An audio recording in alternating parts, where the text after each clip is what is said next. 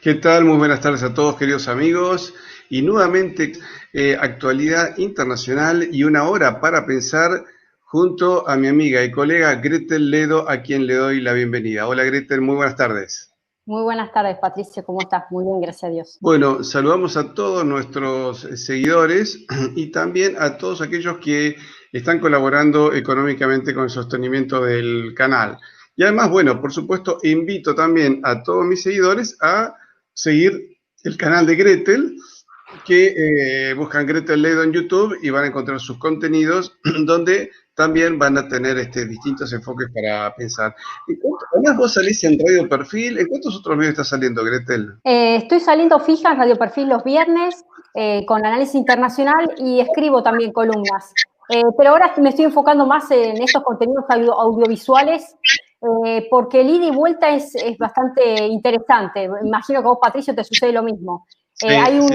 un ida y vuelta de la ciudadanía que es nuevo, digamos, que en la época donde yo estaba volcada más que nada al tema de la escritura no sucedía, ¿no?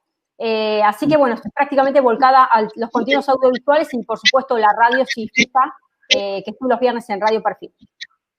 Bueno, saludos a la gente de Colombia y de Neuquén que ya nos están enviando mensajes. Muchísimas gracias a todos por estar con nosotros.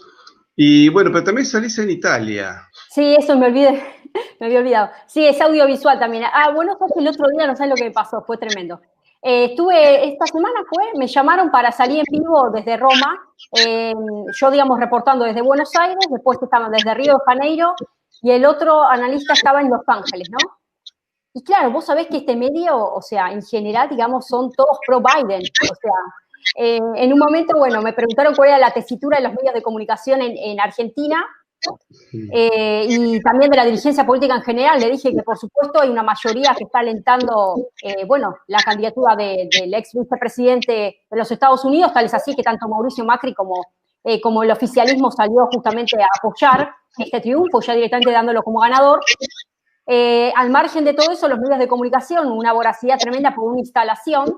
Y después, bueno, me dieron el paso, por supuesto, para hablar un poquito del problema que tenemos nosotros en Argentina. Este martes fue la llegada de justamente la misión del FMI para estar renegociando el tema de la deuda externa. Y para nosotros como los argentinos, si bien ideológicamente tenemos una afinidad con Joe Biden, digamos aquí desde el gobierno, estoy diciendo, lo cierto es que hay una conveniencia específica para una continuidad en la gestión, digamos, de ponernos al día, si se quiere, con un pago específico, un plan, bueno, que justamente lo detenta la administración de Donald Trump. Entonces, hice ver... Recordemos que Biden es un claro enemigo de la Argentina en la guerra de Malvinas. Él dijo directamente que nosotros éramos la nación agresora y que no había ninguna duda. ¿Cierto? Sí. Por otra parte, vemos que su alineamiento con China es altamente peligroso para Occidente. El hijo está comprometido con intereses en Oriente. Y bueno, lamentablemente en ese mismo alineamiento figura Bergoglio, ¿no es cierto? Así claro, que... quería agregarte una cosita. Cuando me hicieron hacer un análisis geopolítico, porque me dieron un lugar, después de hacer una lectura formal, realicé una visión desde mi análisis como analista política y automáticamente hablé, digamos, del enlace que existe en el interés de China en estas elecciones. No sabés, enseguida me cortaron, o sea, pude decir 2, 3 palabras, viste, en italiano con todas las frases armadas y enseguida fue bastante breve porque dijeron, bueno, gracias, y bueno, ya me pasaron al otro. Es impresionante. Y los medios de comunicación se nota que están entregados digamos, al globalismo, ¿no es cierto? Y hoy estamos viendo también una unificación de poderes económicos, financieros, mediáticos y religiosos. El tema de hoy, estamos viendo una nueva religión como elemento de opresión social. Gretel, a ver, desarrollemos este tema que vemos que parece ser el paso final de algo que comenzó hace siglos. Por un lado tenemos como elementos destructivos de la unidad cristiana de Europa, el Tratado de Westfalia, la caída del Imperio Español, en el siglo XX la caída del Imperio Austrohúngaro, la Ilustración como elemento que planteaba que el hombre tenía que separar la ciencia de la filosofía y de la fe, la ciencia natural se llama por un lado, la filosofía por el otro, la teología menos, con lo cual le impiden al científico utilizar otras herramientas de análisis que le otorguen justamente la teología y la filosofía. Además, confundiendo a la gente, porque la ciencia estudia el fenómeno científico, la filosofía el pensamiento lógico, y la teología estudia la revelación. Son áreas distintas del conocimiento, que no se tienen por qué excluir una a otra o buscar justificación de una en otra. Entonces estudia a la teología desde la ciencia. Podéis llegar a unir filosofía con religión y lógica con ciencia también, y tal vez la filosofía con la ciencia, pero no tiene por qué ser, digamos, la teología no está supeditada a lo que diga un científico. Porque el científico ahí no puede realmente aportar nada. Pero hoy estamos viendo esta suerte de una religión humanista, inmanentista, ¿no es cierto?, que me hace acordar, acá estaba juntando algunos datos de lo que planteaba Monseñor Fulton Sheen, ¿no es cierto?, que decía que el anticristo va a ser un ser que no va a plantear ninguna necesidad de conversión, invocará la religión para destruir la religión, hablará del amor por el amor, pero sin el amor a las personas, fomentará el divorcio e identificará la tolerancia con la indiferencia entre el bien y el mal. Viste que hoy hay que ser tolerante, hay que ser indiferente entre lo que está bueno y lo que está malo. Ahora, esto se convierte luego en una opresión porque te quita vos los elementos de análisis. Y cuando vos tratás de hacer un planteo formal, te dicen, no, eso es intolerante. Entonces te crean el nuevo dogma, ¿no es cierto? ¿Cómo es lo que se está planteando esto en la actualidad? Sí, es muy interesante esta antesala que estás mencionando, Patricio, porque indudablemente estamos asistiendo a esta especie de progresismo transnacional donde existen los famosos guardianes digitales, ¿no? Esos guardianes digitales son los que están librando una batalla por conquistar nuestro núcleo psicológico, ¿no? Nuestro núcleo de las ideas, ¿no? De nuestro núcleo almático.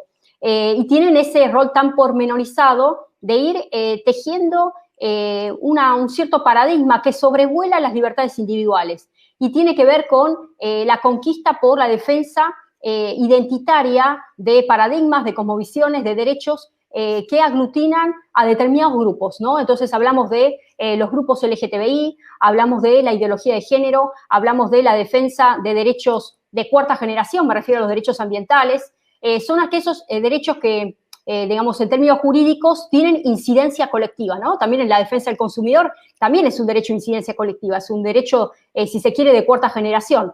Entonces, se aglutinan colectivos que son aquellos que resultan más débiles dentro de una relación. Indubio pro consumidor, dice la ley, la 24240, ¿no? Que es la ley de defensa del consumidor. Existe una garantía y todo un andamiaje jurídico en torno a la protección del minusválido, en ese caso de una relación de consumo, tanto de servicios como, bueno, de productos, ¿no? Productos, bienes, servicios, muy bien. Ahí tenemos indubio pro consumidor. Lo mismo podemos hablar con indubio pro reo, ¿no? Entonces, la pregunta es por qué el reo, digamos, o el delincuente, si se quiere, que es aquel que comete un delito, aquel que delinque, si solamente se puede llevar la responsabilidad a la esfera individual, y cuánto de incidencia tiene la sociedad a la hora de que ese delincuente haya llegado a esa actitud y esa acción, digamos, totalmente perjudicial que avasalló el derecho de otro y netamente provocó un daño específico, ¿no? Con dolo, de manera intencional o no, con culpa o con dolo, ¿no? Ahí podemos hablar si hay intención o no hay intención. Entonces ahí hablamos de indubio pro consumidor, indubio pro reo, y así podemos seguir hablando de un sinnúmero de indubio pro, ¿no? Cuando se coloca en un primer lugar la situación de la víctima, ¿no? Y, digamos, encuentra una repercusión específica en que la sociedad fue la que tuvo cierta responsabilidad a la hora de que se cometa un delito.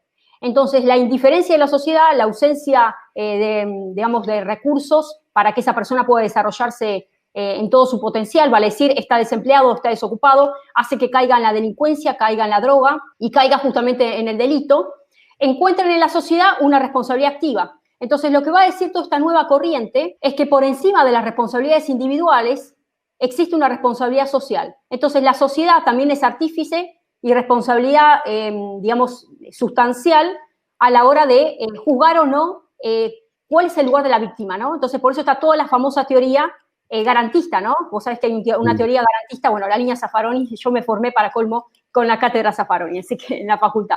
Entonces hay toda una línea garantista totalmente, diametralmente opuesta a la defensa irrestricta de la vida, a la defensa irrestricta de aquella persona que resultó conculcada en sus derechos por el accionar directo de este delincuente. Entonces, todo esto que pareciera tirado al azar, no está tirado al azar, sino que esta nueva cosmovisión donde se superpone y colisiona los derechos infringidos, los derechos conculcados y la víctima que realmente no detonó a partir de una voluntad individual, sino que existió otro leitmotiv que llevó a esa persona a infringir determinado derecho. Y ahí sí puedo colocar el colectivo de las feministas, el colectivo de los LGTBI, el colectivo de aquellos sectores específicos que están colocando derechos colectivos, si se quiere, o reclamos colectivos, recién arrancamos hablando de los derechos de cuarta generación, por encima de derechos individuales, ¿no? Y ahí sí, en esa misma línea encontramos toda esta filosofía progresista, porque va en esa línea. Hablamos de la teoría del garantismo, digamos, en el derecho, en derecho penal. Hablamos justamente de todos estos grupos y estos grandes colectivos que van avanzando piano a piano en conquistas cada vez más sustanciales. Muy bien. Pero ahora quiero volver un poco a la antesala que vos estuviste nombrando, y vos recién hablaste del tema de la iniquidad, ¿no? Les quiero leer textualmente lo que dice Hegel. Fíjense el escenario, porque quiero esto replicarlos, llevarlos a la historia, para que nos demos cuenta que la historia es cíclica, es circular y se están repitiendo los escenarios. Dice, la situación de Francia en el siglo XVIII es un conglomerado informe de privilegios, horros de toda idea y contraria a toda razón. Es un estado de cosas insensato al que acompaña una depravación extrema de las costumbres y del espíritu. O sea, Hegel está describiendo qué es lo que sucedía en la Francia del siglo XVIII con una depravación extrema de costumbres y de espíritu. Es el reino de la iniquidad, dice Hegel, que con el despertar de la conciencia adquiere los caracteres de impúdica y criminalmente descarada, ¿sí? O sea, hablamos de una situación donde el país entra en un tránsito total de pugnas sociales y aparecen los núcleos intelectuales que van a empezar a dar cuenta de este mover consuetudinario y se van a llamar los libertinos, ¿sí? Los libertinos son los vividores exquisitos que cultivan todas formas de placeres pensables, ¿sí? Libertinaje que iba asociado a la moral cínica y la lectura erótica. Recuerden Diderot, que empieza a cultivar todo lo que es la literatura erótica, ¿sí? Hablo de 1713 a 1784, ¿sí? Escribe Diderot, para que vean más o menos los tiempos. Entonces, este escenario, donde de alguna manera lo ateo, lo materialista, todo lo que está ligado a la resignación de la ligazón y el vínculo directo que Dios tenía con el ser humano, empiezan a cobrar un sentido donde la mente del hombre empieza a explorar todas las áreas, la literatura, la política, la economía, todas las áreas, absolutamente todas las áreas. En este sentido, hablamos justamente de la ilustración, ¿no?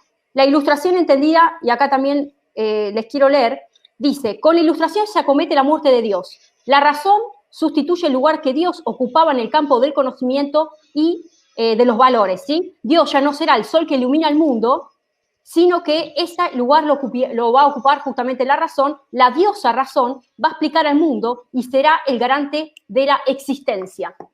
Entonces, cuando ocurre este viraje, donde el iluminismo, la razón, empieza a entronarse por encima de los valores, literalmente aquellos autores que hablaban de la muerte de Dios encuentran, digamos, una línea justamente exacerbada a partir de diferentes expresiones políticas. Hoy estamos asistiendo a una especie de iluminismo radicalizado, ¿no? Donde, bueno, es percibida todo tipo de cultura bajo el lema del progresismo, bajo el lema de lo, digamos, de lo cultural totalmente abarcativo, ¿no? Culturas híbridas, culturas que abrazan la esencia del ser humano, más allá de sus convicciones, de sus principios, de sus valores, de las religiones, más allá de las creencias, bueno, y de los géneros, encuentran al humano como fuente de todo saber. Y cuando hablamos del humano colocado en ese punto exacerbado, de fuente de saber y fuente de poder, nos estamos olvidando que terminamos siendo esclavos de los propios seres humanos, que es lo que está sucediendo hoy. Esta situación de la cultura de la tolerancia que estabas nombrando justamente, Patricio, y por eso el título de hoy de nuestra conversación se llama la nueva religión, ¿no? Esta situación de encantamiento, casi ligado a la hechicería, una cuestión bastante profana, bastante pagana, donde la cosmovisión de la tolerancia, de abrazar a todos, arrancamos uno de los programas hablando del famoso Fratelli Tutti, ¿no? Todos somos hermanos, y en esa visión de tolerancia se está despojando de la esencia a cada una de las individualidades, se está dando muerte a la singularidad humana, se le está dando muerte justamente a aquello que tiene que ver con los valores, los principios, la fe, las convicciones, y cualquier persona que está identificada con lo conservador es tildada de fascista. Cualquier persona que defiende esos valores sociales automáticamente es vista como autoritaria. Y si vos no abrazás esta idea justamente de tolerancia, de convivencia, donde literalmente se está avanzando hacia un nuevo dogma, un nuevo paradigma, esta nueva filosofía del universalismo, te toman literalmente como xenófobo, como discriminador, como autoritario, ausente de poder convivir en sociedad.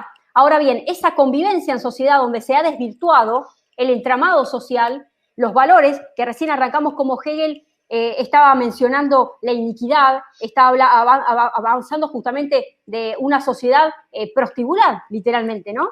Porque una sociedad que ha perdido el norte, que ha perdido, aquello sobre el cual tiene su ideario en materia educativa, en materia de formación, en materia, de construcción, en todos los campos, también en campo productivo, hace que se torne ciertas categorías que para nosotros implican una defensa irrestricta, como totalmente definibles. Y me refiero puntualmente a las libertades. Entonces, habíamos arrancado hablando, por ejemplo, del famoso indubio pro reo, o la situación de por qué el delincuente llegó a ese grado de avasallar o de quitarle la vida al otro. Estamos hablando de cómo va avanzando la delincuencia, la inseguridad, donde ya ni siquiera uno dando el buen ejemplo tiene que esperar lo no esperable, ¿no? Si te tengo que contar una anécdota, te quiero contar una perlita chiquita. Sí, contanos. Es muy chiquita, pero pasó a nivel familiar. Mi hermano fue con su bicicleta a una plaza a descansar un poco, a tomar un poco de sol, y aparecieron 3 muchachos. A esos 3 muchachos mi hermano empieza a hablarles de Dios, palabras de Dios, empieza a compartir una oración, empieza a hablarles del Señor para, un camino espiritual. Terminó de hacer esa entrega de parte de él, que la verdad que fue totalmente desinteresada, de corazón. Uno de los chicos le dice, tengo un arma acá guardada, dame la bicicleta. Tengo un revólver acá encima, tengo un bufoso, te pido que me des la bicicleta. Mi hermano quedó en shock, la historia quedó en que obviamente se llevó la bicicleta. Pero digo, estoy hablando que a veces uno cuando entrega, por eso dice la palabra de Dios, que no hay que darle las perlas a los cerdos, ¿no? Porque a veces uno cree que, abriéndose literalmente y siendo genuino, lo no expectable termina sucediendo, ¿no? Entonces, este avance total de la iniquidad da cuenta de una guerra totalmente que hoy se está brindando, en el campo intelectual, donde las conquistas se están librando también en los medios de comunicación, en cuáles son las costumbres, cuáles son nuestros valores, qué es lo que defendemos o dejamos de defender, y aquella persona que termina aferrándose a sus convicciones termina siendo separada. Y pareciera que fuéramos de otro tiempo, ¿no? Que seguimos defendiendo ciertos valores que están ligados a, esta cosmovisión para ellos, obviamente, conservador y totalmente autoritaria.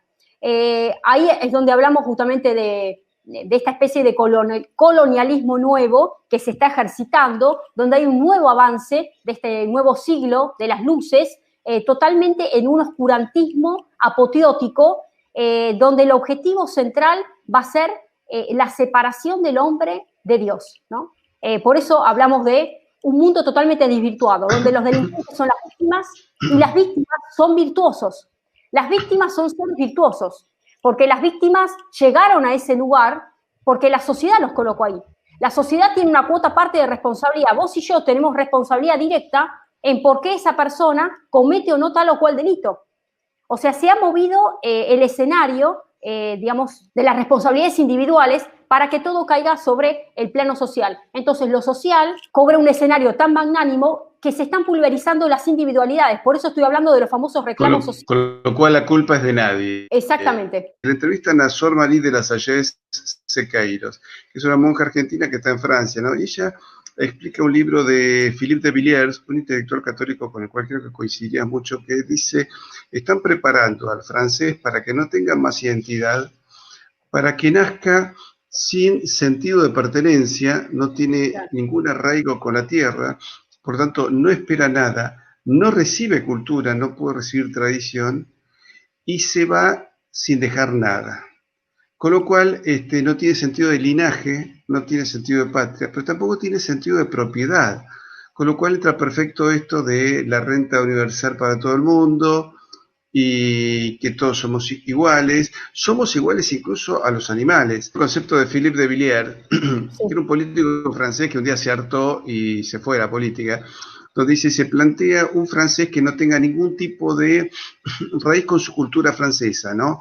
Entonces, vos ves hoy los ministros modernos de Francia dicen, Francia estará integrada el día que un francés le ponga Mohamed a sus hijos. Dice, nada de nombres cristianos, nada de enseñar la historia de Santa Juana de Arco, o la conquista de Argelia, o la lucha contra el Islam, no, nada de eso. Todo es islamizarse. Con lo cual pierden absolutamente la identidad católica de Francia, se muere. Pero además se plantea el tema que el ser humano no tiene ningún arraigo, no recibe tradición, no transmite tradición, por lo tanto no hay ningún tipo de valor de linaje, y al no haber ni recepción de tradición, ni transmisión de esa tradición, tampoco hay sentido de propiedad. O sea, tampoco se siente aquerenciamiento sobre la tierra y prácticamente el francés se está entregando de pies y manos. Eso es lo que estamos viviendo, ¿no? Una sociedad donde la gente no tiene arraigo. Cuando vos no tenés arraigo y rechazás lo que te enseñaron tus padres y no le querés transmitir lo mismo a tus hijos, sino que mis hijos elijan, no tenés tampoco sentido de propiedad. Sí tenés un sentido hedonista de la propiedad, una sociedad que se promueve la lujuria, pero se combate la concepción, por ejemplo, de los niños por nacer, ¿no es cierto? Entonces tenés mucho sexo libre, pero no tengas hijos. Entonces, una sociedad así es una sociedad que se muere, ¿no es cierto? Y todas estas creencias nuevas es como una nueva religión, lo que vos has explicado también, Gretel. Nos llevan a esta nueva religión de creer nada más que lo inmanente, lo material, lo circunstancial, lo momentáneo. Totalmente. Bueno, y recién estuviste hablando de lo hereditario, tengo una pequeña información que por ahí es científica, pero para que comprendamos, el genoma o el sistema genético tiene, los cromosomas de cada uno de nosotros, los individuos, y va a determinar una especie de genotipo. O sea, tenemos un ADN específico que nos garantiza una identidad y una singularidad puntual, ¿no? A cada uno de nosotros, nos hace diferenciales. Y eso, si bien es de una naturaleza biológica, también hay una transmisión a nivel generacional de esa información genética. Fíjense que todo lo que es el sistema nervioso, el cerebro, permite justamente procesar esa información y también hay otro tipo de información que también se va transmitiendo a nivel generacional que tiene que ver con el acervo cultural, el acervo hereditario que tiene que ver con la cultura, ¿no? Recibe a través de la enseñanza la imitación, que es la mímesis, ¿sí? O la asimilación. Y ahí quiero hacer un stop, porque si uno un poco se pregunta qué es lo que está sucediendo con las generaciones actuales, ¿qué pasa con aquel nativo, los famosos nativos digitales, ¿no? Arrancamos también la charla hablando sobre la influencia de esta era digital, cómo está permeando en las costumbres, en las idiosincrasias, en los valores. Y encontramos justamente la importancia que la imitación y la asimilación, que, digamos, un padre transmite hacia su hijo, ¿no? Estos valores, de alguna manera van a marcar huellas específicas en el desarrollo de la personalidad. Entonces, suceda lo que suceda, cualquier escenario venga de control, de desinformación, cualquier tipo de imposición de ideas, van a hacer la diferencia en ese niño, en ese joven, en saber plantarse o no, de acuerdo a cómo procesó esa información, de acuerdo a esa mímesis, ese proceso de mímesis, de imitación que realizó hacia la enseñanza y la formación puntualmente que recibió de sus padres, de sus progenitores. Entonces, el rol de la educación es sustancial. Y hay muchos padres que hoy por hoy no pueden llegar a comprender el modus operandi, los mecanismos de interrelación que hoy se están dando en las nuevas generaciones. Yo me estoy refiriendo puntualmente a estos famosos nativos digitales, a los millennials, a toda esta generación que se maneja con códigos totalmente distintos y diferentes y a veces es difícil incluso de decodificar y de establecer un circuito comunicacional feliz, ¿no? Por así decirlo, vale decir virtuoso, o que podamos llegar a comprender cuáles son las nuevas demandas, si se quiere, bueno, o inquietudes que movilizan, ¿no? Los comportamientos. Y ahí es donde resulta sustancial la formación y cuál es el traslado que le están dando a nivel de información los padres, ¿no? Es sustancial. Entonces, en esta etapa de formación sería bastante cómodo delegar absolutamente todo en las escuelas. Es más, te voy a decir algo, Patricio, ni siquiera la palabra es cómodo, yo diría peligroso, ¿no?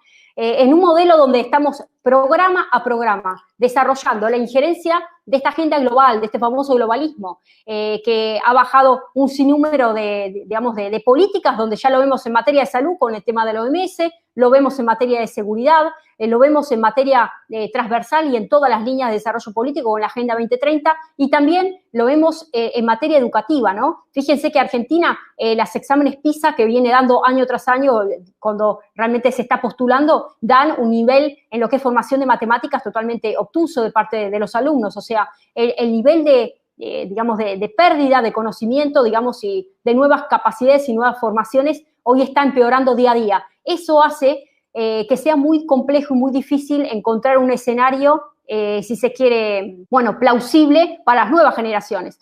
Entonces, si hablamos que nacemos con una información genética y que se traslada hereditariamente, también hay otro proceso que tiene que ver con la asimilación, con la enseñanza y con la mímesis. Entonces, ¿cuáles son los valores y cuáles son los modelos que estamos replicando, ¿no? Que están replicando los niños, los jóvenes, a la hora de querer separarse o deslindarse de este avance inusitado de un aparato que hoy por hoy ya literalmente se ha tornado en totalmente natural? Y quiero leerles también ¿por qué este nivel de aturdimiento? Porque hay un nivel de desasosiego y aturdimiento social. La gente está aturdida, ¿no? La gente está confundida, la gente está fascinada. Pareciera como en la época donde vinieron los españoles por primera vez y le mostraban, decían que espejitos a los indios y se maravillaban con lo que le mostraban, ¿no? Entonces, este nivel de fascinación hoy se da a partir de esta famosa era digital, ¿no? De esta cuarta revolución industrial que ya está en su apogeo máximo y cada vez va más increyendo, ¿no? Entonces, para entender este nivel de aturdimiento, ¿por qué la opresión? ¿No? Y aquí dice, en Eclesiastés 7:7 dice, capítulo 7, versículo 7, dice, ciertamente la opresión hace entontecer al sabio y las dádivas corrompen el corazón. O sea, la opresión hace que la persona no pueda ejercer un acto de raciocinio volitivo que le permita ejercitar un juicio crítico para poder colocar en un universo, si se quiere, de cuestionamiento, aquella información que le resulta totalmente a ojos vistas 100% verificada, ¿no? El famoso sitio que hablan del famoso chequeado, ¿esta información está chequeada o no está chequeada? Bueno, pareciera que ni siquiera se cuestiona si está chequeada. ¿Por qué? Porque gran parte de la ciudadanía perdió la mecánica de ejercitar el cerebro, la mecánica de encontrarle la vuelta a aquello que pareciera ya totalmente pasado, digamos, con un examen de validez totalmente certero. Entonces se toma ciencia cierta una información, no se cuestiona para nada quién es el emisor, en qué calidad estoy yo como receptor, si en vez de ser un sujeto de información me torné en una especie de objeto, en esta actitud totalmente cosificante de este nuevo modelo y esta nueva religión de fascino, ¿no? De fascinación total, de encantamiento. Entonces, en este escenario de encantamiento, de pareciera de opulencia, de determinado bienestar tecnológico, se coloca en una situación de mendicidad y de pobreza anímica, espiritual, psicológica, y cualquier tipo de escenario que llega a desestabilizar mi especie de balsa, porque cada uno vive en una especie de balsa que es su propia vida, su vida cotidiana, su barquito, cualquier escenario que viene a desestabilizar esa área conocida por mí misma, que es mi vida cotidiana, abre un escenario de temor inusitado, ¿no? ¿Qué es lo que hoy está sucediendo, ¿no? Este temor, que incluso, bueno, Patricio, ahora dentro de un ratito te voy a leer un poco las cifras, es alarmante la tasa de suicidio que está ocurriendo hoy en Uruguay. Uruguay es uno de los países que tiene más alta tasa de suicidio en Sudamérica, ¿sí? Y fíjense que el suicidio justamente es considerado por Naciones Unidas como uno digamos, de lo que es enfermedades psicológicas y demás, con todo un planteo psicosocial a ser atendido y que tiene que ser erradicado y demás. Se está trabajando, este mismo año se presenta un proyecto de ley para la eutanasia y el suicidio asistido, así como lo estás escuchando, Patricio. se presentó en marzo de este año y se está tratando de frenar por todo un bloque pro vida. Hoy está sucediendo esto puertas adentro en Uruguay. Hay un proyecto para la eutanasia y para el suicidio asistido. Vale decir, para que no exista responsabilidad médica para todo aquel que preste ayuda. Suicidio asistido es, le prestan el medicamento para que la persona se quite la vida, o la eutanasia si que simplemente hay una intervención médica. Uruguay que lo sigo con cariño, uno de mis abuelos era uruguayo, y de hecho tengo hasta un parentesco lejano ahí con Artigas. Cuando viene la independencia para separarlos de nosotros y hacerlos diferentes, porque éramos las mismas familias. Vos tomás las listas de las familias antiguas de Montevideo y de Buenos Aires, somos todos primos. Oribe, por ejemplo, fue fue presidente de Uruguay y luego fue jefe del ejército argentino. Luego, fíjate, Mitre fue general del ejército, estudió la escuela militar en Uruguay y luego fue general y presidente en la Argentina. Es decir, éramos lo mismo con un divorcio, digamos, el siglo XIX muy artificial, por eso todavía todo el siglo XIX se buscó la vuelta para ver de qué manera se podían recomponer y borrar las fronteras, ¿no? Como si mañana la Pampa se separase, bueno, ¿de qué manera hacemos para ver qué? Sí, el hombre moderno es un hombre que necesita mucho psicoanálisis, ¿viste? Necesita muchos artificios, porque dejó de creer. Y Chesterton decía, aquel famoso pensador inglés, que decía, el problema del hombre cuando deja de creer en Dios, no es que no cree nada, sino que pasa a creerse todo. Yo traté de creer en el rey, que en los platos voladores, en Pilates, en lo que fuese, en las flores de Bach, o en el tarot egipcio o de Puerto Rico, no importa. Cree lo que sea porque dejó de creer en Dios. Es decir, cuando uno le quita, cuando uno al hombre le quita lo sobrenatural, no queda lo natural, queda lo antinatural. Y hoy vivimos en una sociedad absolutamente antinatural.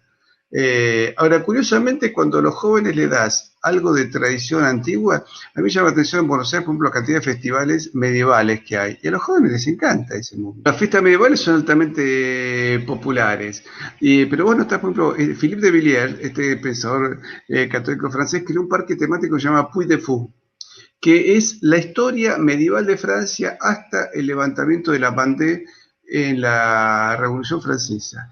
Vos para conseguir entradas tenés que comprarla con un año de anticipación, porque se llena. Los franceses van ahí y ven su historia y la historia medieval, a Juana de Arco, digamos, el mundo católico antes de la Revolución Francesa, y les fascina, les encanta. Son felices. Lo hemos visto ahora, curiosamente, con la visita, con el cambio de gobierno en Bolivia. Llegó el rey Felipe y acompañado del Moñeta, ¿no? El vicepresidente del gobierno, este muchacho Pablo Iglesias. Y si bien los políticos ideológicamente están más cercanos a Pablo Iglesias, todos quisieron sacarse fotos con el rey humano, hoy apele a, como decís, a la eutanasia, al aborto, al suicidio asistido. Esa persona ha perdido todo sentido de pertenencia, no tiene arraigo con nada. O lo que tiene que buscar esa persona es tener arraigo, con su lengua, con su fe, con su tierra, empezar por ahí a buscar, ¿no? Como dice la Biblia, quien busca, encuentra, ¿no es cierto? Entonces, si buscas a Dios, en un momento te lo chocás, te lo vas a chocar, más o menos, bien, por acá, por allá, pero te lo vas a chocar. Entonces, eso creo que es donde debe apelar el ser humano hoy. A ver, en realidad podemos hablar de una especie de embotamiento, ¿no? Entendimiento aturdido. Y ahí, bueno, quiero rescatar lo que dice en 2 Corintios 3:14. Dice, el entendimiento de ellos se embotó, porque hasta el día de hoy, cuando leen el antiguo pacto, les queda el mismo velo no descubierto, el cual con Cristo es quitado. O sea, a veces es muy difícil, Patricio, que uno pueda llegar a encajar, si se quiere, bueno, o hacer valer, bueno, o por lo menos, digamos, expresar un ideario de aquella persona que está literalmente embotada, está con un velo, ¿no? Está enceguecida. Y lo peor es que este sistema, digamos, que hoy por hoy se ha tornado yo diría, en un enemigo de la propia existencia del ser humano a partir de diferentes dispositivos de control, donde ya se controla incluso el pensamiento, ¿no? Todo este horizonte y esta proliferación que hay en torno a las fake news, al control que se quiere empezar a realizar en redes sociales y en tantas plataformas, para que el poder central de alguna manera se asegure la réplica de ciudadanía mansa, ¿no? la réplica justamente de un hombre sin esencia, de un hombre despojado de espíritu crítico, porque si nos arrancan las ideas, nos están arrancando toda nuestra esencia, ¿no? Como libre pensadores, ¿no? Y justamente esta época donde hemos arrancado recién, donde existía en este siglo que hemos arrancado recién hablando de Francia, y tanto decía Hegel, hablaba de el oscurantismo, de esta magnánime, digamos, avance de la iniquidad humana, donde literalmente se declaró la muerte de Dios, ¿no? Y hoy estamos viendo que esta batalla se está librando en un mapa que a nosotros pareciera que es político, que es social, que es mediático, pero escala a otra dimensión, que tiene que ver con esta dimensión espiritual. Por eso la batalla no se tiene que librar cuerpo a cuerpo, porque si pensamos que la vamos a poder librar cuerpo a cuerpo, vamos a terminar literalmente cosificados y, bueno, despojados de nuestra propia vida, que es lo que está sucediendo hoy. Recién estábamos hablando sobre el tema de las tasas de suicidio, incluso en generaciones jóvenes, yo estoy hablando de la franja que va de 15 a 29 años, hay una tasa elevada de suicidio, ¿sí? Y les voy a leer un poco la estadística. En el año 2019, esto fue publicado por el Ministerio de Salud Pública de la República Oriental del Uruguay, se produjeron 723 suicidios. Y si uno lo compara con accidentes de tránsito, fueron 422. O sea, 723 suicidios contra 422 accidentes de tránsito. Las personas cada vez están autoeliminándose, así lo denomina justamente el Ministerio de Salud Pública, los métodos ahorcamiento, disparo, ahogamiento, envenenamiento y saltar desde un lugar elevado para aquellas personas que tienen 80 años o más. Los porcentuales, 80% hombres y 20% mujeres. Dentro de los motivos hay desde depresión, angustia, soledad, todo esto que provocó justamente el aislamiento social. O sea, yo Estado, protejo a la ciudadanía por el tema del avance justamente de esto que es una especie de flagelo global, como lo quieran llamar, cuando en realidad, ¿cuál es la consecuencia posterior? Y pues si yo estoy diciendo que se están elevando los índices de suicidio, si yo estoy diciendo que este año va a estar en tratamiento parlamentario la eutanasia y el suicidio asistido, y dentro de los motivos se expresa justamente que a raíz de este aislamiento hay mayor gente en una situación de desesperación, de pobreza, que quedó sin trabajo, jóvenes que no encuentran sentido a la vida, fíjense las consecuencias. Entonces, ¿qué es lo peor? La galletita, digamos, o el escenario que se gestó en torno a esto, porque quiero, digamos, aminorar un mal mayor, si se quiere, y ahí volvemos a lo mismo. ¿Recuerdas, Patricio, que arrancamos la charla hablando sobre lo colectivo? Se ha colectivizado la salud pública. Sea la idea de lo colectivo, de la idea de rebaño, de que hay que proteger la salud como algo totalmente intangible, y hay vidas humanas que hoy están apelando directamente a quitarse la vida, a autoeliminarse, ¿sí? Y este suicidio que es individual, que quise dar el caso de Uruguay porque tengo las estadísticas acá, y que es uno de los países con mayor tasa a nivel Sudamérica, podemos hablar de un suicidio colectivo, porque no solamente hay un suicidio individual, hay un suicidio social, ¿no? El suicidio social tiene que ver con esa ausencia, digamos, de proyección, de capacidad de realización de cada una de las personas, componentes de la sociedad, donde ya no encuentran la asistencia suficiente en quien pareciera tendría que ser el responsable, me refiero al garante de la seguridad nacional, o sea, le hace el Estado, ¿sí? Y ahí sí volvemos un poquito a Hobbes, ¿no? ¿Cómo es que recoge justamente? Él dice así, literalmente está diciendo, dice, el soberano, que es el Estado, dueño de la sociedad, y es conveniente porque es el garante de la paz. Fíjense la concepción. O sea, para Hobbes, el Estado va a ser el garante de esa paz. Yo quiero que esto lo extrapolamos al presente para poder entender un poquito cómo se ha desdibujado el rol específico que tiene que tener el Estado. Ahora bien, esa paz, digamos, tiene que tener como recuerdo inmediato una sociedad primitiva. ¿Cuál es la sociedad primitiva? El hombre en una característica de hombre como lobo de otro hombre, ¿sí? Esta situación totalmente de guerra de todos contra todos, ¿no? Entonces, frente a ese recuerdo inmediato que yo tengo de sociedad primitiva, me acojo a una soberanía absoluta de control sobre mi vida. Y ahí sí desembarcamos con todos los dispositivos de poder, ¿sí? Desembarcamos con Michel Foucault. Todos los dispositivos de poder, incluso la escuela, incluso el servicio militar, incluso todas las áreas son dispositivos. Yo voy a decir, ¿qué tipo de poder? Puede ser positivo o negativo, pero me refiero a impacto. ¿A cuál es el impacto a nivel educativo? ¿Cuál es el impacto a nivel formación? ¿Cuál es el impacto a nivel disciplina? Porque uno hace un servicio militar y hay una disciplina, ¿sí? Siempre hay algo, hay un dispositivo donde de alguna manera se va modelando cierta conducta humana. Entonces, va a decir Hobbes, el Estado va a recoger la abdicación, le hace renuncia, que los hombres hacen de sus personales soberanías, ¿sí? En esa estructura de una sociedad vertical. Ahora ya hablamos de una sociedad vertical, no una sociedad horizontal. Ahora, ¿por qué es necesario el Estado? Justamente, bueno, es un Estado que va a velar para salir de esa sociedad primitiva, pero avanza Locke un poco en el tiempo y va a decir, no podemos hablar de un Estado totalmente como una especie de gran cabeza que avanza en todos los aspectos de poder absoluto, sino porque estamos hablando del absolutismo, va a decir Locke. Entonces va a empezar a diseñar otro tipo de poder que tiene que ver con un poder contrapesado, vigilado, mitigado, ¿sí? Y ahí inaugura la era del famoso liberalismo político, ¿sí? En Locke.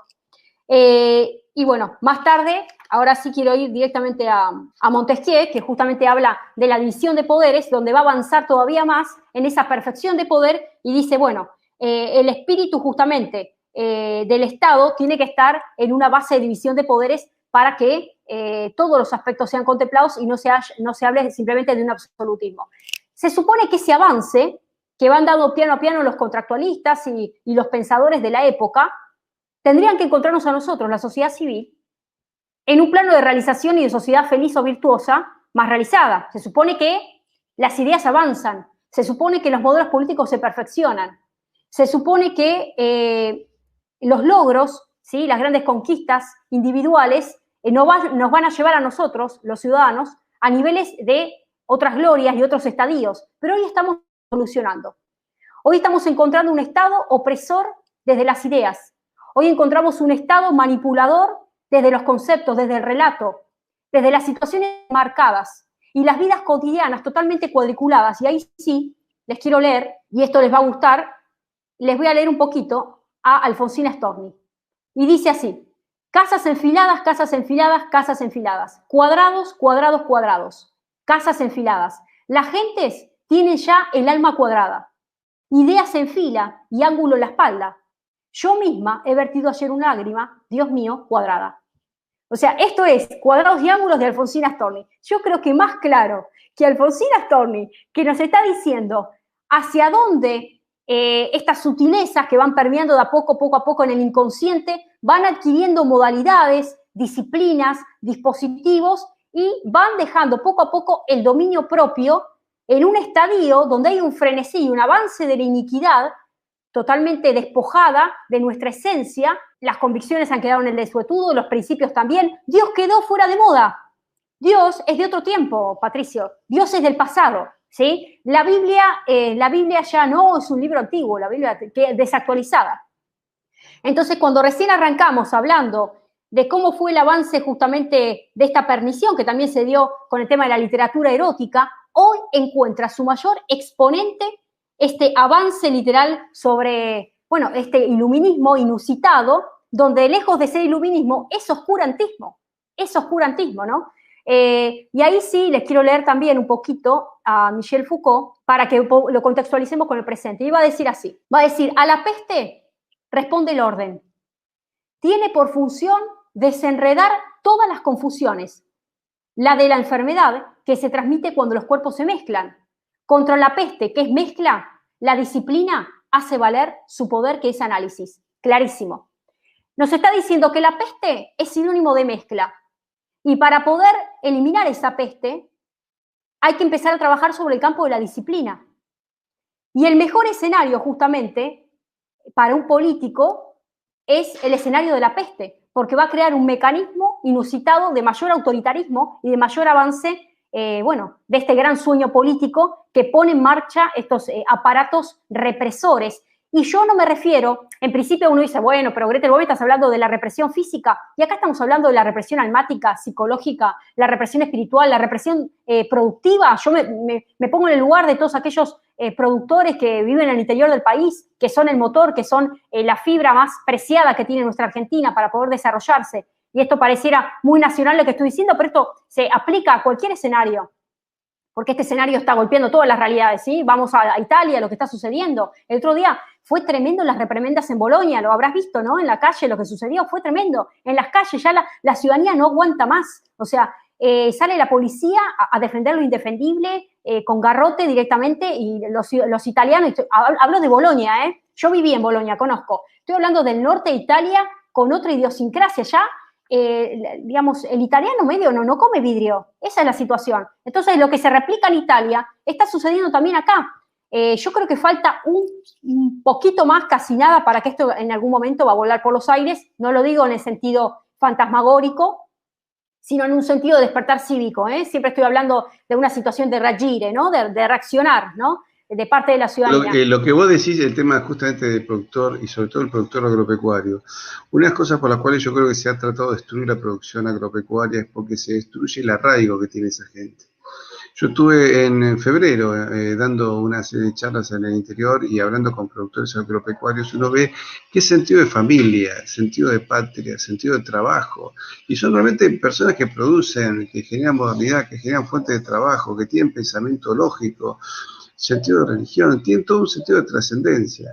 Entonces por eso se los quiere destruir, bajo el discurso de que pagan mal o que son oligarcas, todo un discurso ya pasado de moda. Y además, porque de esa manera vos al país le destruís la soberanía alimentaria. Cuando un país no tiene soberanía alimentaria y tiene los acuíferos contaminados por culpa de la minería, y ahí hay culpa de Menem, de Kirchner, en realidad, digamos, de todos los candidatos que han asumido utilizando el nombre del peronismo, pero para hacer cualquier otra cosa, han contaminado las aguas. Y evidentemente eso genera que el país tenga alimentos caros y cada vez menos. Y además cada vez menos ingresos. Con lo cual tiene que ver con una intención muy clara, yo diría criminal. Es decir, acá todo lo que se hace en el fondo es para matarnos. El aborto es para matarnos, el suicidio, la eutanasia, la droga, que los jóvenes no se puedan casar, no puedan sostener una familia. Y nos han creado esta religión materialista, ¿no? Vos tenés que creer esto porque este es el nuevo dogma. El dogma de la tolerancia, el dogma del medio ambiente, ¿no es cierto?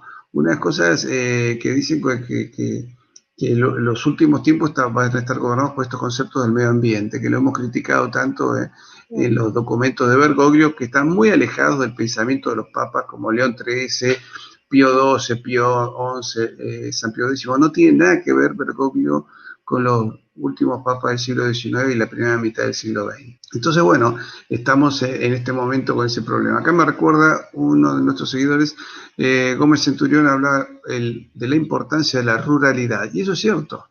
La vida rural se está afectando acá y en Europa también y en Estados Unidos también. Si en Estados Unidos cambia el gobierno, van a ver nuevamente atacada la producción rural. Y cuando vos atacás la producción rural, estás atacando la posibilidad de que la gente coma. ¿Usted cuándo fue que lo voltearon a Gaddafi? Cuando él empezó a irrigar todas las tierras de Libia y dijo, voy a lograr la soberanía alimentaria. Y ahí le pusieron un golpe de Estado, una revolución. Entonces, y acá lo estamos viviendo también, ¿no es cierto? Bueno, acá Patricio, cuando tuvimos el tractorazo y se levantó todo el campo, porque a ver, cuando estás atacando literalmente al interior de nuestro país, a todo lo que es la producción agropecuaria, bueno, es la matriz fundamental de nuestra nación. Recuerda ese programa que estuvimos hablando de la famosa hidrovía Paraná-Paraguay, donde hablamos que el 80% de nuestras exportaciones en materia, agroalimentaria salen de esa ruta fluvial, ¿no? Que conecta 5 países. Y es el principal corredor, a nivel oleaginoso, a nivel mundial. Es el número 1. O sea, fíjense la impronta y saben perfectamente la riqueza y el potencial que tiene nuestro país. Ahora la pregunta es, que seguramente vos te haces, Patricio, ¿la saben nuestros políticos? ¿Saben todo este escenario? Todo lo que nosotros conversamos acá, Patricio, ¿lo están sabiendo? Estos días participé de una reunión política esta semana, por el tema del año que viene, a ver cómo nos autoorganizamos, si se quiere, ¿no? Y vos podés creer que nada, el nivel, viste, de diálogo, lo que se conversaba, que si el oficialismo, que la oposición, que están sobrevolando con vuelo bajito, cuando en realidad hay otras fichas que están en juego, ¿no? Entonces yo creo que el que va a terminar, de levantar vuelo es aquel candidato que, abrace literalmente la defensa del interés nacional, la defensa de lo nuestro, la defensa de nuestra soberanía en todas las salas. Y eso va a implicar cortes Eso va a implicar separarse, eso va a implicar que quizás te marquen, ¿no? Como le está sucediendo justamente a Donald Trump, ¿no? Donde él paró, digamos, la pelota en la cancha y dijo, bueno, hasta acá llegamos y ahora el partido se juega de otra manera. Eso es lo que está faltando en la ciudadanía argentina, que también le marque la cancha justamente a la ciudadanía política, porque tenemos la sociedad civil, la sociedad política. Entonces la pregunta que uno se hace es, ¿los políticos conocen este escenario? La verdad que no solamente veo una connivencia de parte de los medios de comunicación de alimentación hacia esta grieta, ¿sí? Porque hay una grieta política, pero hay una grieta social también, hay una grieta doble, ¿sí? ¿Qué es lo que sucede también en los Estados Unidos? Exactamente sucede igual. El programa pasado, Patricio, ¿te acuerdas que estuvimos hablando de la famosa campaña segmentada?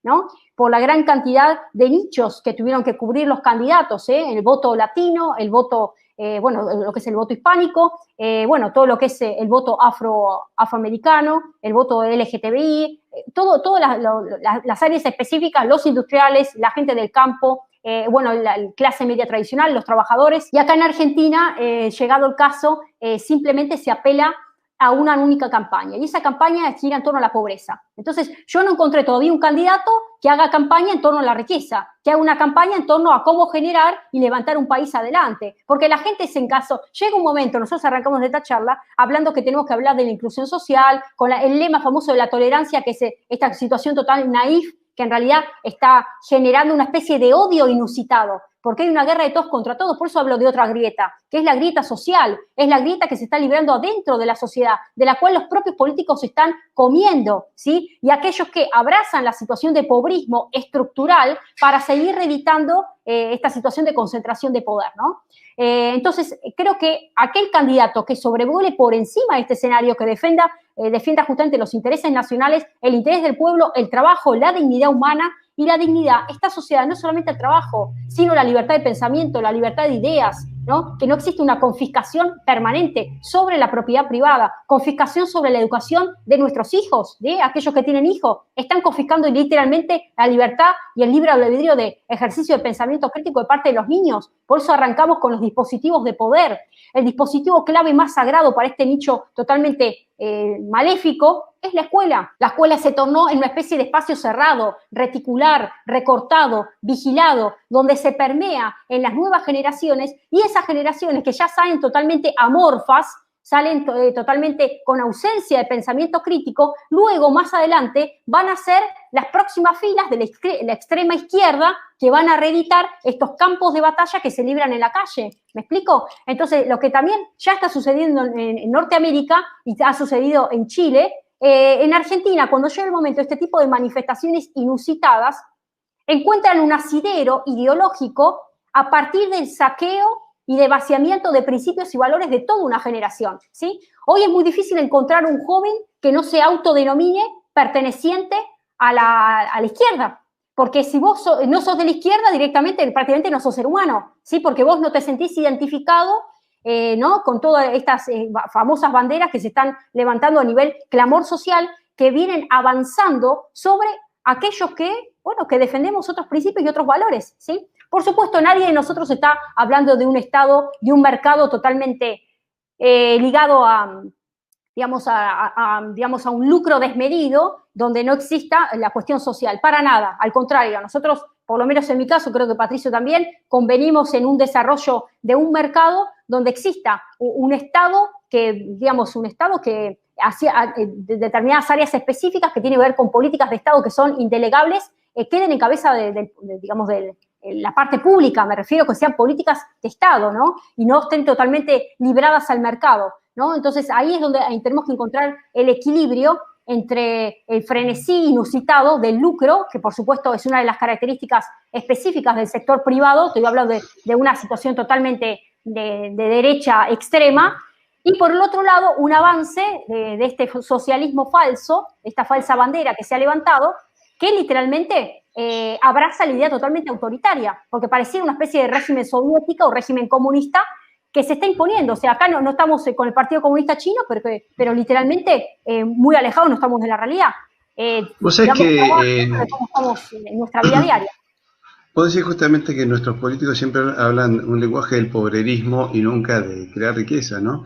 Hay un trabajo de profesor Lerena, que hizo todo un trabajo sobre el desarrollo marítimo, ¿no? Y está relacionado un poco con lo que vos hablaste de la hidrovía.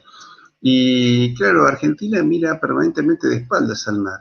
Y se calcula que el PBI de lo que podría producir el mar argentino es equivalente a lo que produce hoy todo el PBI argentino, que son más o menos 650.000 millones de dólares, ¿no? Pero dice, eso sin tener en cuenta la minería, turismo y además la sinergia que generaría una economía con la otra, lo cual implica reducción de gastos públicos, reducción de planes sociales porque la gente tendría trabajo, reducción de un montón de costos, con lo cual Argentina podría no duplicar, posiblemente triplicar o cuadruplicar su Producto Bruto, ¿no es cierto?, con impuestos lógicos, con créditos sin interés, con una vida lógica y razonable. Pero no se busca porque de esta manera nos tienen a todos sometidos.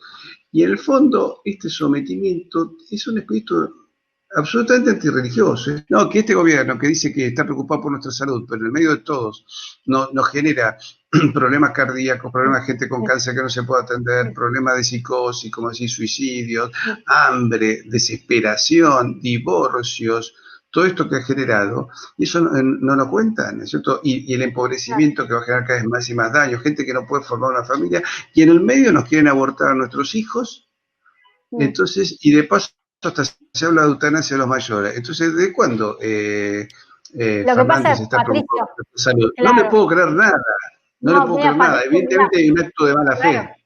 Bueno, pero mirá, yo te voy a decir algo, que esto es bastante duro, pero hay que decirlo. La situación es que la misión que vino ahora esta semana del FMI, que está tratando de ver cómo se hace para que Argentina se ponga en orden con el tema de las cuentas, hay una serie de cuestiones específicas, de demandas, que giran no solamente en torno a la reducción del déficit fiscal, por eso justamente ahora salió nuestro ministro de Economía a eliminar la entrega del cuarto IFE, eso por un lado. Por otro lado, ya se están, liberando todos los precios, el tema de tarifas. O sea, acá se viene una situación donde literalmente el FMI lo que solicitó fue una mayor devaluación y el gobierno se está comprometiendo a reducir el porcentual de déficit fiscal. Ahora, ¿cómo se traduce eso en pocas palabras?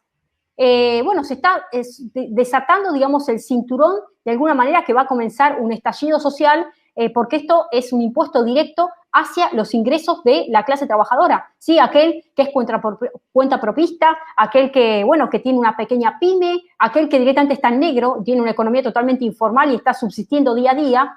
Entonces, fíjense que esta liberación, si se quiere, a nivel precios, a nivel tarifas y demás, se va a trazar literalmente en una valla de aumento sistemático hacia el porcentual de pobreza que hoy presenta nuestro país. Ahora bien, dentro de esas exigencias, y por eso quería volver al tema del aborto que recién mencionaste, dentro de las exigencias está el avance puntual sobre el tema de la ideología de género. Entonces yo continúo avanzando en el financiamiento de una agenda específica que no es mía, que es totalmente foránea, que me la trajeron de afuera, me estoy comprando un conflicto totalmente importado, que me lo hago propio yo como país, levanto una bandera, entonces estoy poniendo el dinero y los recursos estatales en un sector donde ya se tendría que estar generando una reactivación productiva, un plan específico para reactivar la producción y el empleo de nuestro país y no estar financiando un plan para matar vidas de inocentes. O sea, estamos hablando de que yo me lleno la boca hablando de que nos tenemos que cuidar todos, hashtag me quedo en casa, ¿sí? Con todos los hashtags que vos quieras, y por otro lado tenemos el avance de una especie de suicidio social ya asistido por el propio gobierno, ¿sí? Un avance sobre el tema de la ideología de género, un avance sobre el tema del aborto. Entonces, ¿de qué tipo de discurso coherente nos estamos regodeando nosotros la sociedad civil? ¿Nos estamos percatando justamente de que se está manejando un contradiscurso?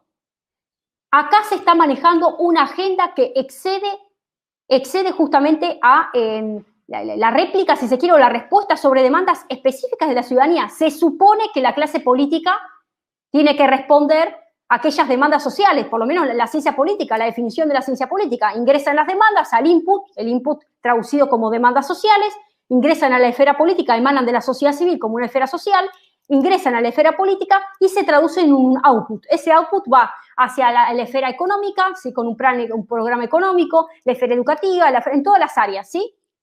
Acá están ingresando un sinnúmero de demandas sociales y no encuentran acogida en una clase social, una clase política totalmente connivente y aliada ¿sí?, hacia la destrucción de los nichos más profundos, digamos, de convivencia pacífica, porque la antesala de todo esto es el caos, es el desorden. Recién estuvimos hablando de las categorías de desorden mental. Recién dijimos que una de las mayores causas del suicidio justamente en Uruguay es el tema de cuestiones psicológicas, patológicas, ¿sí? Entonces, este avance inusitado hacia la vida cotidiana totalmente desterrada del control propio. Entonces, cuando yo como ser humano no puedo llegar a ejercitar un dominio sobre mi vida cotidiana porque no tengo empleo, porque no llego a fin de mes, porque no puedo salir de mi casa, porque me encuentro totalmente encerrado, no tengo posibilidad, porque la inflación va aumentando día a día y la pérdida de capacidad adquisitiva es moneda corriente, donde ya se perdió incluso la credibilidad sobre la moneda nacional. Si uno se pone a pensar, Patricio, ¿cuál es la base de sustento del dólar? Yo te pregunto, Patricio, ¿cuál es la base de sustento del dólar? La fiducia, la confianza. O sea, no hay un respaldo. Desde que se abogó el patrón oro, ya no existe un respaldo. Es fiduciario, es una moneda fiduciaria. Es una moneda que da fe de por sí, de que se supone que existe un sistema, ¿no? Todo lo que es la Fed, la Reserva Federal, bla, bla, bla, que sería el sustento o todo el mecanismo, digamos, de financiamiento de los Estados Unidos, que sería el respaldo.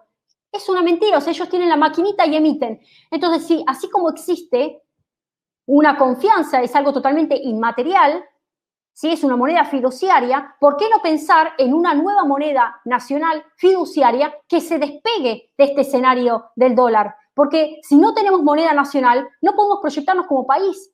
Ahora salió el ministro de Economía, entre comillas, parecían bastante Poncio, ¿viste? Poncio Pilato, diciendo, bueno, tranquilos que este tema se va a llevar al Parlamento, en todo caso lo vamos a dilucidar a ver cómo hacemos los ajustes presupuestarios. Pero no pasa por hacer ajuste presupuestario. Acá pasa por una línea específica a nivel gubernamental, con un gran acuerdo donde todos los actores vivos puedan ser parte de esa gran mesa, sectores productivos, sectores sindicales, todas las áreas, digamos, de desarrollo de nuestro país, con el gobierno, o sea, y también sector privado, inversionistas, para encontrar una agenda virtuosa que tenga como eje sustancial la defensa irrestricta del interés nacional, la propulsión del desarrollo interno, porque Argentina hoy por hoy, sí, con todo lo que produce, en realidad ya podría estar más que autoabastecida, ¿no?, con la generación de PBI que tiene, ¿no? Un poco le pasa a los Estados Unidos de América, sucede lo mismo, y China ni hablar, China ni hablar. Entonces, si ya tenemos una cantidad de población y una demanda que en realidad, si podemos llegar a reactivar el desarrollo interno, ya tendríamos una situación bastante interesante en materia económica, haría que el gobierno, lejos de estar diciendo felizmente que va a estar acordando una agenda con la oposición en el Parlamento para ver cómo darle el visto bueno al patrón de estancia, le hace Fondo Monetario Internacional, para hacer el reajuste presupuestario pertinente, entonces ahí sí, encontramos un poder, digamos, de turno que está en connivencia directa con agendas que lastimosamente están desviando a nivel totalmente discrecional, bajo el principio de discrecionalidad, que es uno de los principios bases rectores del derecho administrativo del Poder Ejecutivo, está reasignado partidas presupuestarias, le hace para la ideología de género, para el aborto. Esa es la situación. Sí, así es. El año que viene vamos a tener para presupuesto militar 2.000 millones de dólares, pero para presupuesto de ideología de género 16.000 millones de dólares. Evidentemente estamos muy, muy confundidos. Claro. Y si además destruimos el campo y si además no tenés soberanía ni siquiera en el idioma, porque los políticos hablan como oligofrénicos y ahora las universidades se han sumado, sí, no hubo ninguna universidad que le parara el carro. Fíjate el nivel tan bajo de las universidades hoy en la Argentina, exigiendo tesis con lenguaje inclusivo. Si quieren aprender lenguaje inclusivo, que aprendan modales para llevarse bien con los demás, filosofía para aprender a pensar, teología para incluir a Dios, ¿no es cierto?, historia para incluir su pasado, la hidrovía Paraná, y se debería hacer un proyecto conjunto. Llegamos a la conclusión de que es un proyecto donde debería participar Uruguay, Argentina, Paraguay, Bolivia y Brasil. Bolivia también, porque con la canalización del Bermejo, sí, los bolivianos podrían llegar hasta acá. Además, la base naval de la Marina de Guerra boliviana está en la provincia de Santa Fe, porque ellos no tienen, del otro lado, en el Pacífico no tienen. Entonces, realmente creo que sería importante empezar a ver ese tipo de cosas. Así que esa entrevista que dice el senador Domenech es muy interesante. A ver, este senador uruguayo, curiosamente, un hombre que tiene una visión hispánica, hispanoamericana, de reunificación incluso con nosotros, es un hombre también con una cabeza cristiana, o sea, vos notás que es un hombre con un sentido de trascendencia. Entonces, el hombre, subí también el discurso de él sobre la defensa de la hispanidad, dice, soy orgullosamente hispánico, y ahí notas la importancia de nuestra identidad. Por eso cuando hablas de la moneda, nuestra última moneda soberana fue antes de la independencia el real de A8, que tenía valor en plata y valor en confianza, pero valor también en el concepto del trabajo, porque Hispanoamérica producía bienes y producía servicios y mulas y cueros y cebos y velas y un montón de productos que se vendían en el mundo, e importaba productos caros y finos de China, como porcelanas o sedas, porque teníamos la capacidad económica de consumir productos caros, porque producíamos muchísimo. Entonces, ¿qué nos pasó? Y nos pasó que tenemos este tipo de gobierno y un espíritu revolucionario iluminista, que se aleja de la tradición, se aleja de Dios, se aleja del idioma, y nos está llevando, bueno, a que en algún momento, como dijo Scalabrini Ortiz, volverá a sublevarse del subsuelo de la patria, ¿no? Así como apareció en su momento Liniers dio testimonio, Rosas dio testimonio, Irigoyen, Perón dieron testimonio, esperemos que vuelva a aparecer un criollo que venga a mandar estas tierras. Gretel, ¿con qué nos despedimos? Sí, con una frase: la incompetencia es la nueva normalidad. Hoy se premia justamente a aquellos que terminan siendo más incompetentes y menos tolerantes. Creo que aquellas personas que nos acusan, a aquellos que adolecemos de tolerancia, los intolerantes son los radicalizados. Los intolerantes son aquellos que que se abrazan a una identidad y quieren permear de manera tal en toda la sociedad civil, pulverizando los derechos de cada uno de nosotros. Entonces, una persona que no llega a concebir la importancia de vivir en sociedad de manera armoniosa y quiere imponer esa cosmovisión, y me refiero a los puntos, los nichos minoritarios, estas famosas comunidades que parecieran comunidades imaginadas y hoy se tornaron en totalmente materiales, están utilizando el odio, el separatismo, están utilizando esta discriminación totalmente negativa que arranca desde ellos hacia afuera y están enfrentando la propia sociedad, ¿no? Y lo que está haciendo la sociedad política es replicar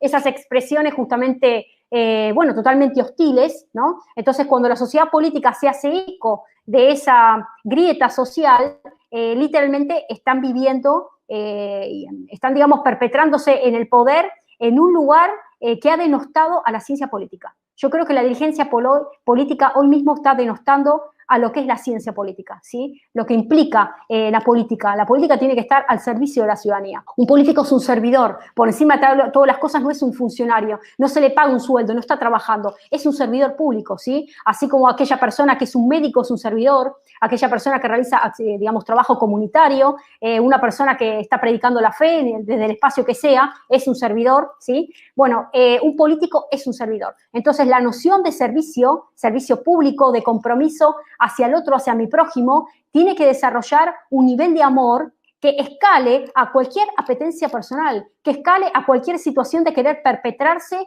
a toda costa, imponiendo aún una agenda totalmente foránea, globalista, que tiende a la destrucción de la familia, que tiende a la destrucción de los valores, que tiende a la enajenación de las libertades individuales, ¿sí? Bajo el famoso lema de la salud pública, ¿no? Porque se están abrazando situaciones fantasmagóricas, grandes categorías, y recién arrancamos el programa hablando de las tasas de suicidio y que ya se está por querer regular el tema de la eutanasia y acá en Argentina literalmente el aborto. Entonces, que no nos dejen embromar a cada uno de nosotros que no comemos vidrio, y no se trata tan solo de la salud pública, sino de otros paradigmas que se están queriendo abrazar y literalmente acá hay gato encerrado. Y para cerrar, les quiero leer 2 Corintios 4:7, dice que es vivir por fe, ¿no? Dice: tenemos este tesoro en vasos de barro para que la excelencia del poder sea de Dios y no de nosotros, que estamos atribulados en todo, mas no angustiados, en apuros, mas no desesperados, perseguidos, mas no desamparados, derribados pero no destruidos, llevando en el cuerpo siempre la muerte de Jesús, para que también la vida de Jesús se manifieste en nuestros cuerpos. O sea, fíjense, atribulados, perseguidos, angustiados, pero no desamparados. Así que mi mensaje final: a seguir adelante, a seguir confiando en fe, a seguir defendiendo nuestros principios, valores, que pase lo que pase, la palabra de Dios permanece, así que nosotros tenemos que mantenernos firmes y tratar de contagiar esta situación al resto, porque ese es nuestro rol aquí. tratar de contagiar esta situación. Te agradezco muchísimo. El viernes que viene tendremos otro encuentro con amigos. Muchísimas gracias a aquellos que han colaborado con nosotros. Los invito a ver el canal de Gretel. Los invito a ver ese video que hice hoy, Estados Unidos de la Patagonia, que creo que puede ser de interés y que me gustaría que lo compartan con todos sus amigos porque vale la pena. Y vos, Gretel, como politóloga, después me darás tu opinión sobre ese video. A ver qué opinás, si lo ves como un riesgo o una mera ficción. Gretel, nos vemos el próximo viernes. Nos vemos el próximo viernes y esta semana quería contarte, Patricia, que voy a estar entrevistando a Miklos Lukács, así que analizando todo esto de los avances de la robótica y demás, así que va a ser más que interesante. Fantástico, sí, sería interesante poder sumarlo y un día tal vez hacer los tres. Muchísimas gracias. Gracias, Patricia.